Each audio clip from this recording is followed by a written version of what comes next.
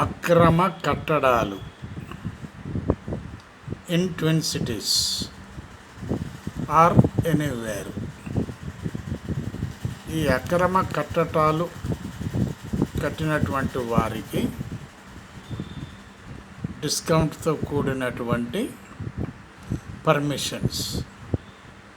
ఏంటి కొత్తగా ఉన్నది, డిస్కౌంట్ అంటున్నారు, పర్మిషన్ అంటున్నారు అని అనుకుంటున్నారా? కాదు. ఒకేసారి 5-6 స్టోరీస్ బిల్డింగ్ కట్టండి, పర్మిషన్ లేకుండా కట్టండి. ఆ తర్వాత గవర్నమెంటే చూసి పర్మిషన్ ఇవ్వటానికి దారికి వస్తుంది.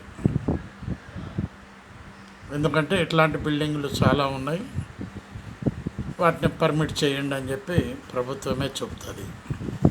ఆ టైంలో దాని యొక్క ట్యాక్స్ ఏ విధంగా ఉన్నదో ఆ విధంగా పేమెంటు చేయించుకుంటారు.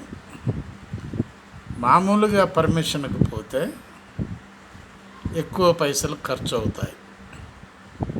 వాడికి పెట్టాలా, వీడికి పెట్టాలా, ఆమ్యాలు ఇవ్వాలి అని అంటున్నారు. జిహెచ్ఎంసి గురించి ప్రజలు మాట్లాడుకోవటం జరుగుతుంది. ఈ విధంగా